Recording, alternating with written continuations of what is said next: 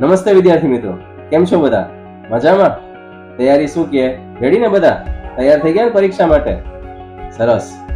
હું જ્યારે 10મા ધોરણમાં હતો ને ત્યારે તમારા નીરુ મેડમ એટલે કે મારા મમ્મીએ મને એવું કીધું કે શંખ ફૂંકાઈ ગયા છે, ઢોલ નગારા વાગી ગયા છે અને પરીક્ષા રમઝમ કરતી સામે આવી ગઈ છે. અને કૃષ્ણ ભગવાનની આ રથમાં બેઠા અર્જુનને કૃષ્ણ ભગવાન સારથી તરીકે કહે છે કે હે અર્જુન, હવે ચડાવો બાણ અને હવે તો યુદ્ધ એ જ કલ્યાણ. એટલે કે હવે તમારી સામે જેટલા પણ પ્રોબ્લેમ છે એ બધાને સોલ્વ કરવાનો સમય આવી ગયો છે. અને પ્રોબ્લેમ છે તમારી પરીક્ષા. એની પ્રોબ્લેમ છે નહીં, પણ છે ને હાવ એવો લાગે આપણને. એટલે જરાય ચિંતા કરવાની જરૂર નથી. એનું કારણ કહું શું કામ. તમને એમ થાય કે પરીક્ષાની ચિંતા નહીં કરવાની, પણ એટલી બધી નહીં. એનું કારણ આપીશ તમને. કારણ એવું છે કે આખા વર્ષ દરમિયાન એક કોર્સમાંથી એટલે કે એક સબ્જેક્ટમાંથી જેટલા પણ સંભવિત પ્રશ્નો નીકળી શકતા હતા ને એ આપણા શિક્ષકોએ બધા જ તમારી સામે પરીક્ષાઓ દરમિયાન રજૂ કરી દીધા છે. તમે એટલી બધી પરીક્ષાઓ તમારી સ્કૂલમાં આપી છે કે હવે પરીક્ષાનો માહોલ તમારા માટે કાંઈ નવો માહોલ નથી. અને એ પેપર દેવા એ પણ તમારી માટે અઘરા નથી, કારણ કે તમારી સામે બધા જ પ્રકારના પ્રશ્નો આવી ગયા છે. તમે અત્યાર સુધીમાં પ્રેક્ટિસ કરી છે, દરરોજ ભણ્યા છો, દરરોજ રેગ્યુલર આવ્યા છો, તમે આટલી બધી એક્ઝામ્સ દઈને આટલા બધા પ્રશ્નો ફેસ કર્યા છે, આટલી બધી તૈયારી કરી છે કે તમને પણ ખબર નથી કે તમે અત્યારે કેટલા તૈયાર છો.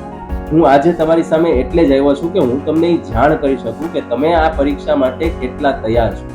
અત્યારે તમે પરફેક્ટલી રેડી છો, કોઈ જ ઇસ્યુ નથી. પણ હા, તબિયત અને વાંચન આ બે તો રાખજો જો. અને મેં તમને જે ઓલી પ્રિન્ટ આઉટ આપી છે ને સાથે તમારે રિસિપ્ટની સાથે, એ તમે વાંચી લેજો અને એવી એક ભૂલ ન કરતા. ઘણી વખત કેવું થાય ખબર છે કે આપણે બધી જ તૈયારી હોય પણ નાની ભૂલ છે ને એ આપણને ક્યારેક નડી જાય. તો એક પણ પ્રકારની ભૂલ ન થાય ને એ ખાસ ધ્યાન રાખજો. બાકી તમારી તૈયારી તરફથી તમે જરાય ચિંતા ન કરતા, કારણ કે મેં તમને કીધું એમ બધા જ પ્રશ્નો તમે ફેસ કરી લીધા છે. તમને ખબર છે કે આ એક સવાલ આટલા રીતે પૂછાઈ શકે, આ એક ચેપ્ટરમાંથી આટલા પ્રશ્નો આવી શકે.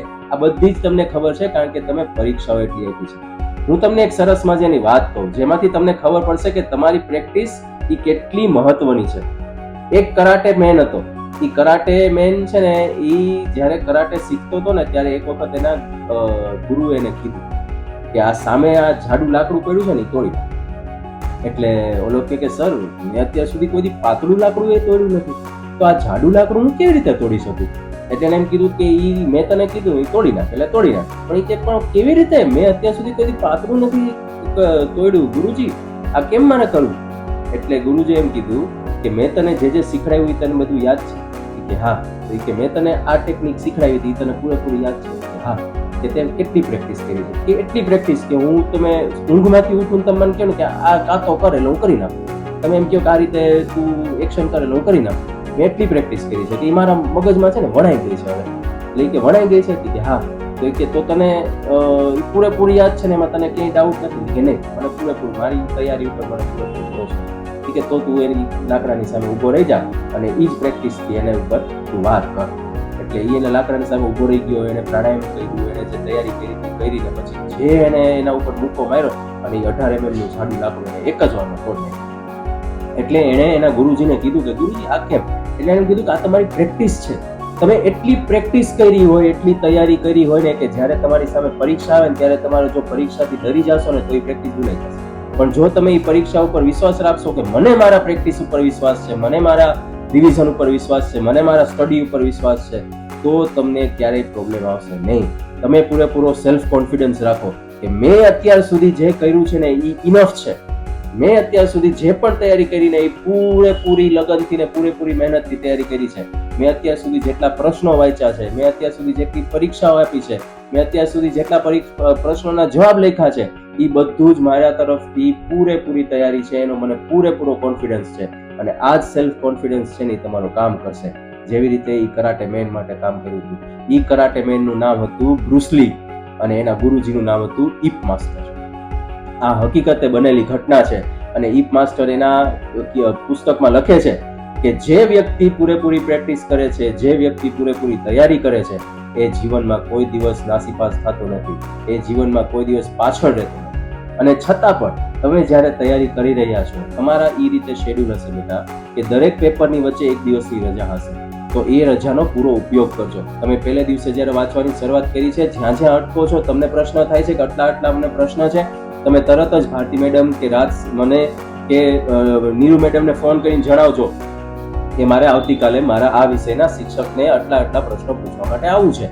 તો તમે સ્કૂલે આવી જાજો, આપણે શિક્ષકને તમને મળાવી દેશું, તમારા પ્રોબ્લેમ સોલ્વ કરાવી દેશું અને તમારે જે પણ હશે ક્વેશ્ચન, ક્વેરી, પ્રોબ્લેમ એ બધા સોલ્વ થઈ જશે. એટલે એ 2 દિવસનો વ્યવસ્થિત ઉપયોગ કરજો, વ્યવસ્થિત રીતે તૈયાર કરજો. મેં તમને કીધું શેડ્યુલ બનાવજો અને એ રીતે રીડિંગ કરજો, તબિયત સાચવજો અને જરાય ચિંતા કરવાની જરૂર નથી. મેં આની પહેલાના એક વિડીયોમાં તમને કીધું હતું કે આ એક્ઝામ જીવનની છેલ્લી એક્ઝામ નથી. એવું નથી કે આ એક્ઝામ દીધા પછી જીવન પૂરું થઈ જાય છે, આ એક્ઝામમાં પાસ થવું જ પડે, બાકી કાંઈ હોતું નથી, એવું નથી. પણ આ એક્ઝામ મહત્વની છે, એટલા માટે આપણે સરસ મજાની તૈયારી કરવાની છે. પણ પરીક્ષા કઈ સિંહ વાઘ દીપડો નથી કે આપણને એ ખાઈ જાય. આપણે એનાથી ડરવાની જરૂર નથી, કારણ કે એક વખત ડરી જશો ને તો આખી બાજી પલટાઈ જશે. એટલે આપણે ડરવાનું નથી, આપણે આપણી મહેનત ઉપર ફૂલ કોન્ફિડન્સ રાખવાનો છે. આપણે પૂરેપૂરી મહેનત કરી છે, આપણને ખબર છે, આપણે ઘણી બધી પરીક્ષાઓ દીધી છે અને ઘણી બધી આપણે પ્રશ્નોના જવાબ લીધા છે અને આપણે ઘણી બધી તૈયારીઓ કરી છે. આપણે ક્યાંય ગભરાવાની જરૂર નથી. હવે તો છે ને શિક્ષકને જેને પેપર કાઢ્યું ને એને એમ કહેવાનું છે કે સરફરોશી કી તમન્ના અબ હમારે દિલ મેં હૈ, દેખના હૈ જોર કિતના બાજુએ કાતિલ મેં હૈ. એટલે કે ઈ પેપર સેટરને આપણે કહી દઈએ કે તું ભાઈ અમે પૂરે તૈયારીમાં છીએ, તું કેવું પેપર કાઢ ને ઈ અમારે જોવું છે હવે, બરોબર? બાકી અમે તો પૂરેપૂરી તૈયારીમાં જ છીએ, અમને કઈ બીક નથી એકે વસ્તુની. એટલે હવે જરાય ડરવાનું નથી, કોઈ કન્ફ્યુઝન રાખવાનું નથી. ક્યાંય ટેન્શન થાય તો ભારતીબેન મારી સાથે કે મમ્મી પપ્પા સાથે કે નીરુ મેડમ સાથે વાત કરી અને પ્રોબ્લેમ સોલ્વ કરો, ટેન્શન હળવું કરો. અને આ એક પર્વ છે, એક તહેવાર છે, એક પ્રસંગ છે, એવી રીતે તમે ખૂબ એન્જોય કરી અને આ પરીક્ષાને આપો અને ખૂબ તૈયારી સરસ મજાની કરો, ખૂબ તમે સરસ મજાની રિઝલ્ટ લાવો. એવું તમને ઓલ ધ બેસ્ટ. સરસ મજાની તૈયારી કરજો, સરસ મજાનું એક્ઝામ આપજો.